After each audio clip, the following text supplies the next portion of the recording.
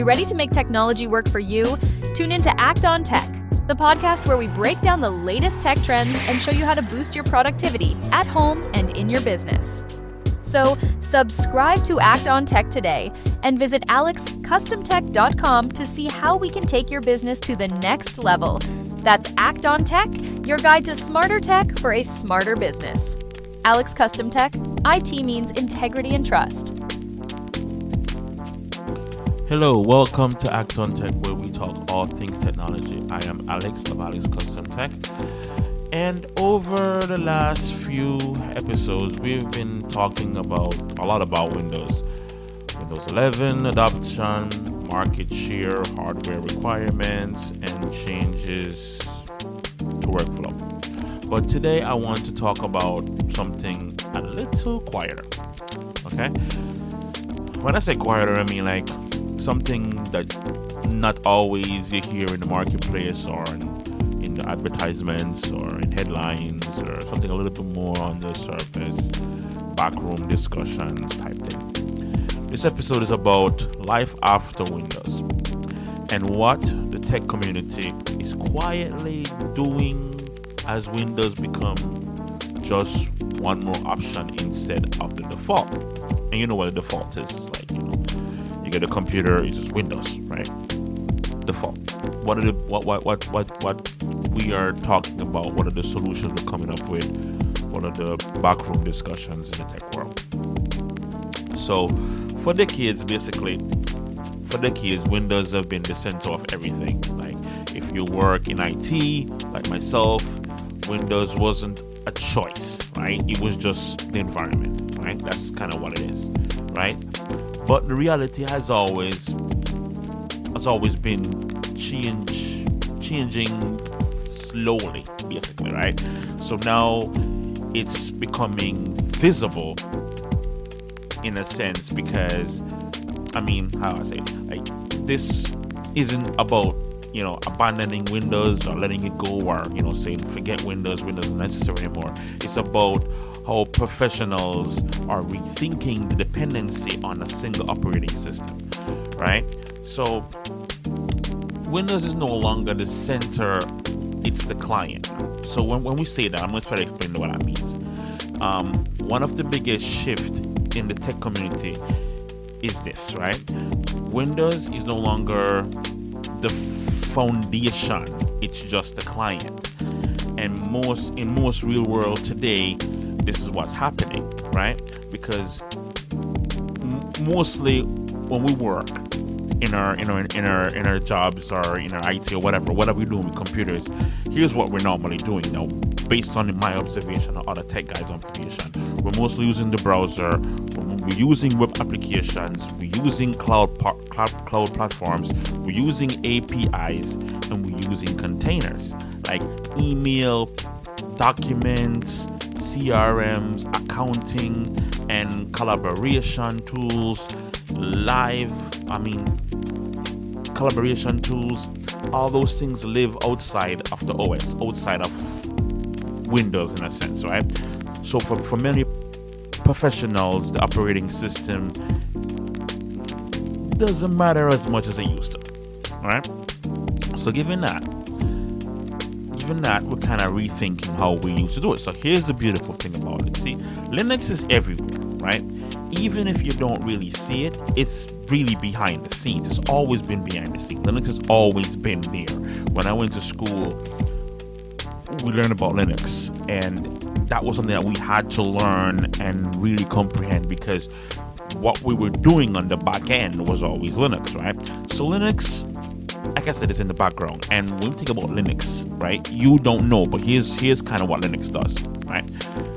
Today, it powers servers, firewalls, routers, NAS system, talk about NAS here, containers, and cloud infrastructure. So all those things that you're doing on the web, when you go on the web browser and you try to get something, Linux is delivering that to you, right? And many IT professionals like myself already been living in Linux all day. So right now, it's just not on the desktop, right? So familiarizing yourself makes Linux more natural to you, in opposed to this weird big thing, right? So we talk about hybrid environments, and I kind of introduced you guys to that already. Hybrid environments. I kind of preach hybrid environments, but a lot of guys are not kind of like getting on board with this kind of concept, and I'm happy to hear it because I've always been doing that in my designs. But hybrid environments are now the norm, right? Which, again, people kind of was back in the day kind of was reluctant to that, but I've never really fully went over to cloud or fully abandoned anything. I've always had servers running inside natively, always in my designs, always had that.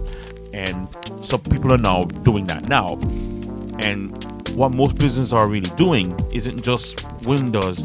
It's not just Windows versus Linux, right? It's Windows and Linux, kind of like what I have here in the studio or what I have in Alex Custom Tech. So, for example, we're talking about Windows and Linux. Here's what we're talking about, right? Windows desktop where needed, right? Linux servers in the backend. That's kind of what I do. So Linux-based firewall and NAS and cloud services running on Linux, right? And cloud service, and Windows use only where software required. So say you're running a application that only runs on Windows and you have Windows. Say, because I've come across that where you have applications from 1901 where it runs on Windows. Again, there's even in that scenario a workaround, but that's normally just to keep things simple. They would do that. And this hybrid approach reduces lock into one system, or it kind of increases flexibility, if you will, right? So why some professionals are leaving Windows behind? We all heard the news. We all know what's going on. We all heard about the country that completely abandoned Linux for their hospital infrastructure because Windows 11 is taking pictures of the screens, and that goes against their patient confidentiality protocol. So they lost a big market share in this like one country. And I personally think they're gonna have to make concessions because there's too much of a negative pushback on Windows 11.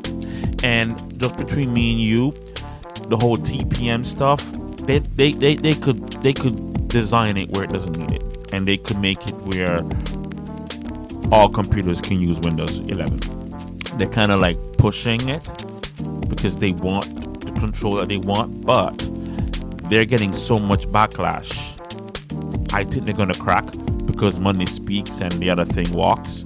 So that's my take on it. I don't see them really doubling down on this. They might double down a little bit more, but I really think they're gonna crack. But that's my opinion.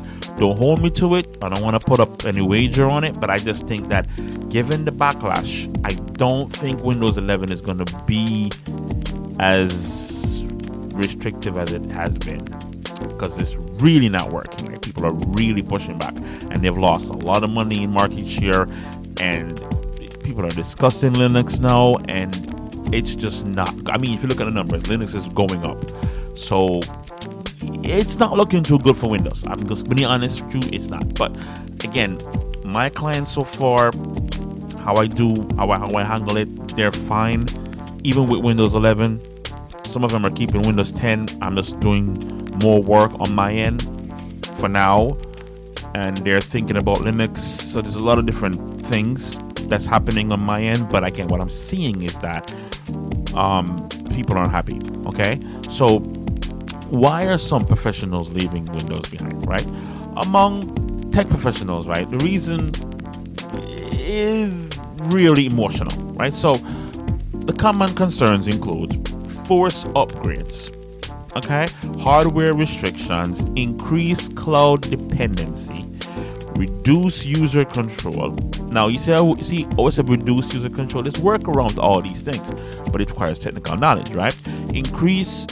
Reduce user control, more obstruction, less transparency. So they're how do I say it? They're funneling you into one thing, and they're blocking some things, and they're not telling you what's going on. Like, for instance, the whole snapshot stuff, they weren't upfront about that. And Windows does take pictures of what you're doing off the screen and sending it to some server, God knows where, and you don't know what it is. Again, it might not be tied to your name, right? Or it might be. I don't know. Who knows? It's very uncomfortable to think that what you're doing online, people can see it. Again, but still, right? So it depends on how you take it. So for people who value understanding their system, Linux offers predictability, control, longevity, hardware independence. So you can't beat that. So, and here's why Windows had the market share for so long. Linux, of course, was a learning curve, right?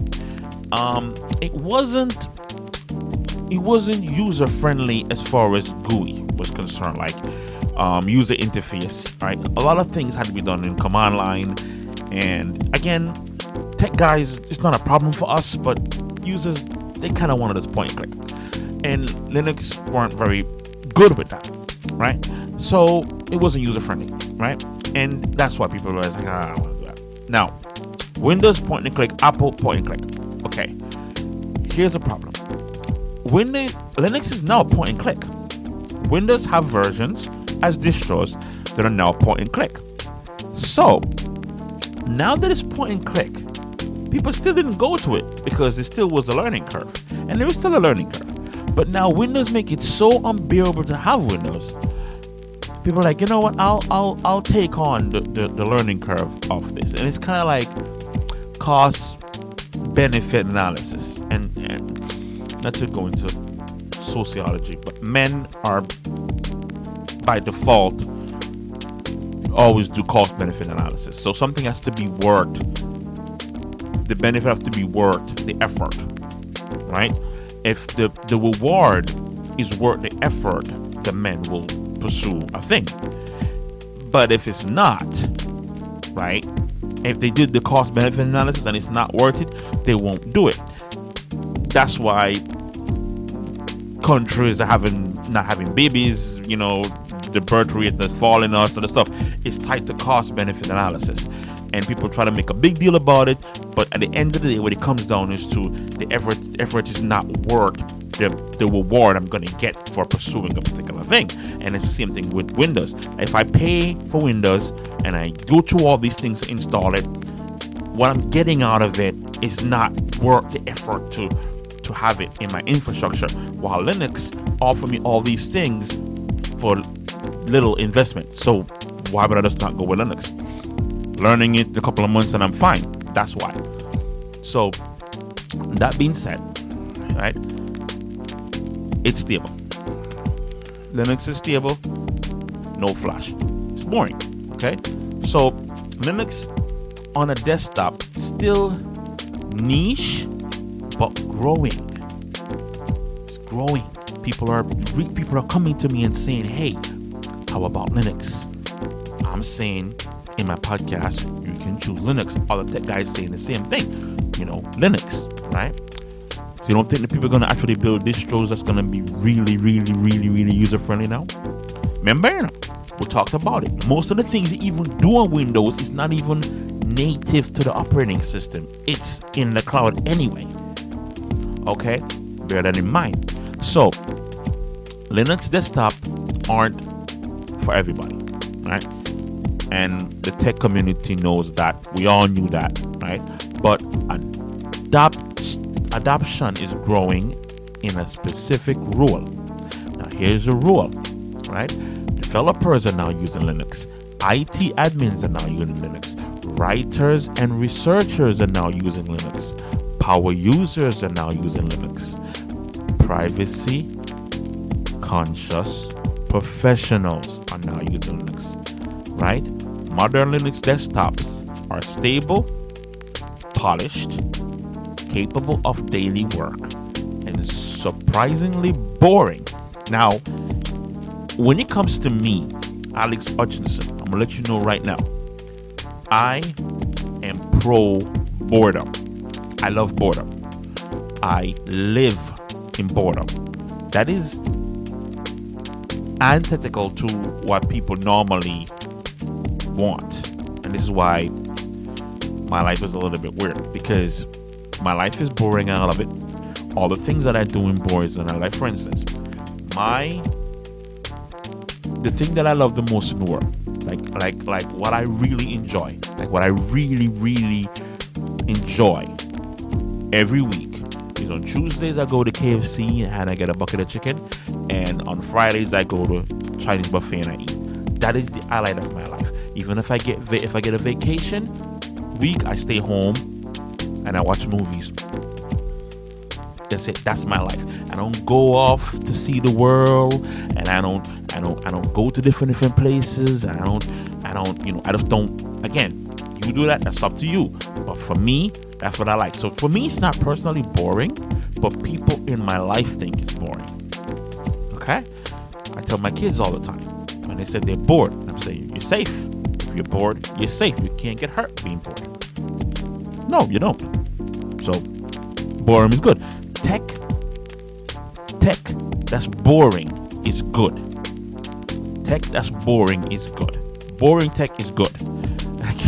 I sound like Wall Street. Greed is good, but boredom is good. So that's what I'm trying to say. Linux is boring, and what makes it boring makes it good. Okay, so this isn't a rebellion against Windows. I need Windows even understand it. If they even come across my podcast, and the guys that work at Windows or whatever, it's not a rebellion. It's risk management.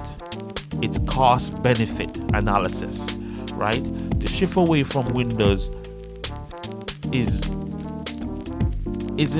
dominated by ideology. It's strategic, right? And I'm very proud of it. Not that I don't like Windows, I do, but I'm very proud of people that are thinking this way. I have now just kind of rejuvenate my hope in humanity, right? They say, you know what, I don't need that. Alternatives are out there. It's a little bit more inconvenient to have to learn something else, but it's better than dealing with this crap.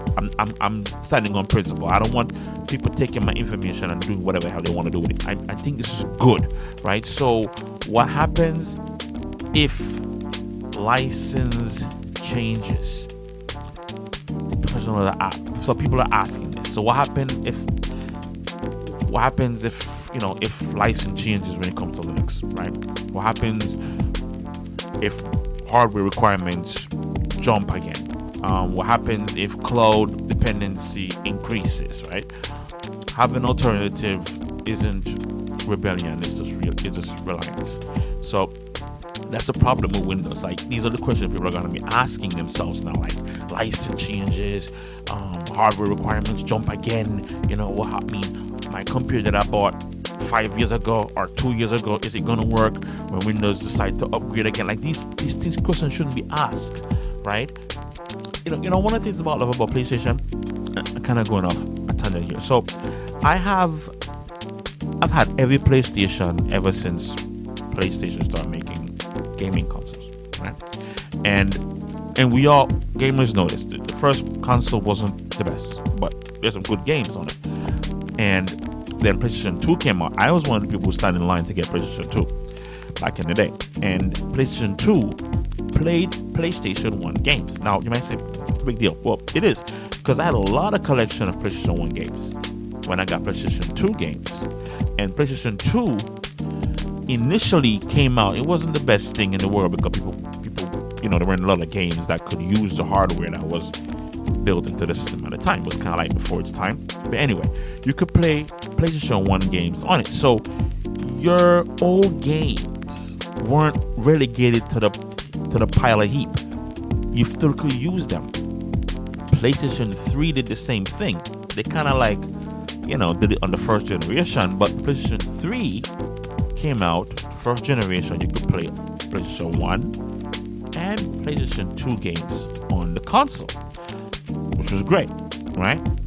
And then they did PlayStation 4, which was a bust. Why was it a bust? Because you couldn't play backward compatible games on it. Now, if you remember, Microsoft did something stupid during the game console, the Game Wars.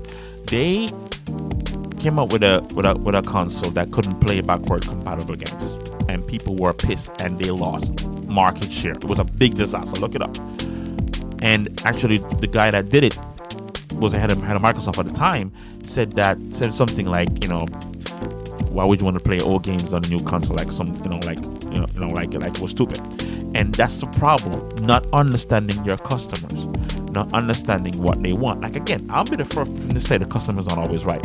I don't follow that mentality, but my role as a tech professional is a little bit different than what Microsoft is doing or what a game company is doing. They're offering something different. Like, I'm just offering something simple. I'm supposed to deliver on a deliverable, which means I'm supposed to fix your system. That's it. So, other than that, we ain't got nothing to talk about. I'm supposed to fix this. If something breaks, I fix it. My job is done, right? But I'm not selling you an experience. If I'm selling you an experience, I better damn well make sure that experience is what I say I'm gonna make it is. I have to do that. I couldn't sell experiences, because who wants to be a part of somebody's life that thinks boring is good? Like, that's not. I couldn't sell experiences. But if a company's gonna sell experience like a Microsoft does, or the gaming consoles company does, they can't play around with that. They gotta really get the feedback from the clients and say, okay, this is what the clients want. No console, in my opinion, should be like mandated. No console should be made that can't play the old games. That really shouldn't happen. Like, every console should be able to play every single game that company created or that ever played on that console. From the first ever console all the way up, it should always be able to play those games. And I'm not going on a tangent here. I'm just saying is that Microsoft telling people that they have to have a Microsoft account, that they have to do everything on the cloud, they have to deal with Copilot, they have to accept snapshots of what they're doing on their laptops. They have to buy new equipment. So run Microsoft Windows 11. That's ridiculous. That's ridiculous. No, we don't. No, we don't, sir. And that's what's happening. So, yes, there's alternative. So what this means for businesses? Well, for businesses, the takeaway isn't switching everything to Linux, right? You don't need to do that. You can do what I always preach, hybrid, right? Windows is no longer the only option. So alternative, are viable, right? Hybrid setups are now normal, right? Planning beats panic.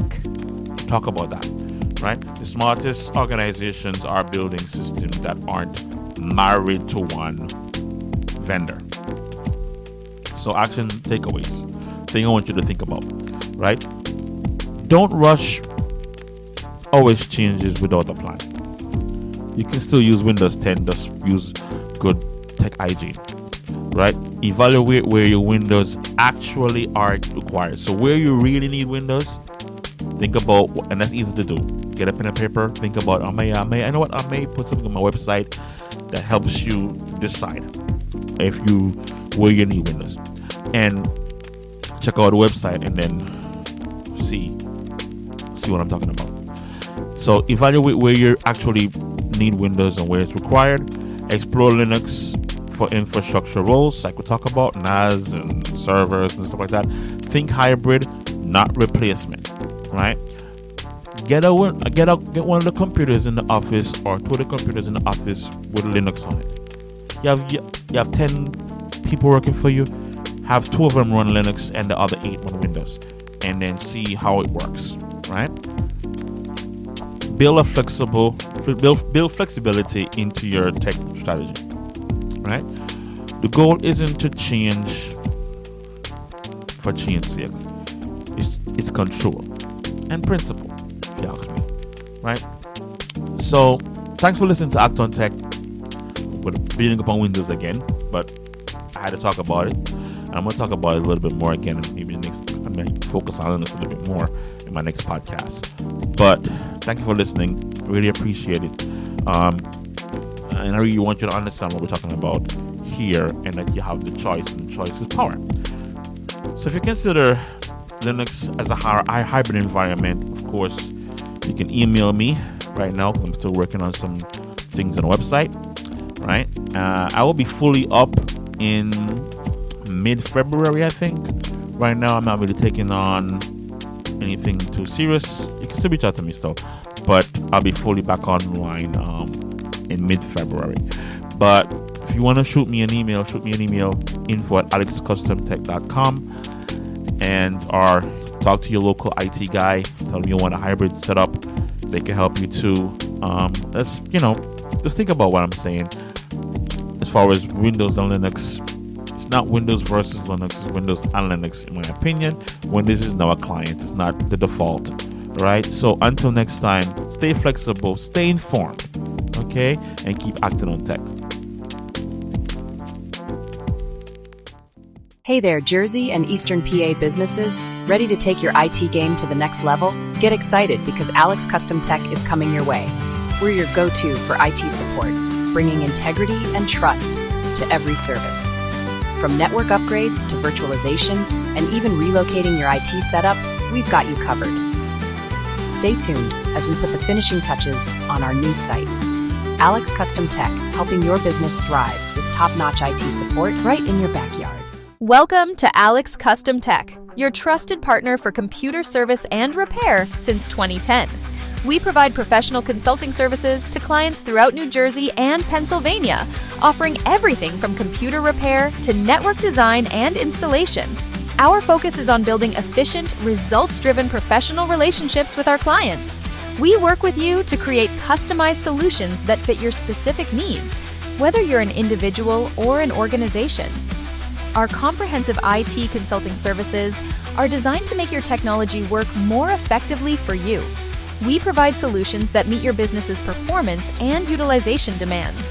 Because we understand that when your technology doesn't work, neither do you. We specialize in network design and implementation, taking the pain out of network creation, maintenance, and repair. Our team understands that even minimal downtime can impact your productivity and revenue. That's why we offer 24/7 proactive monitoring and maintenance to strategically optimize and protect your infrastructure. For residential and business clients, we provide affordable and reliable computer repair services, available both on-site and at our location. Our commitment to quality is reflected in our satisfied customers' experiences. We service New Jersey and Pennsylvania. Alex Custom Tech is ready to serve your IT needs. Contact us today at 855-668-6315 or email info@alexcustomtech.com to discover how Alex Custom Tech can help optimize your technology solutions.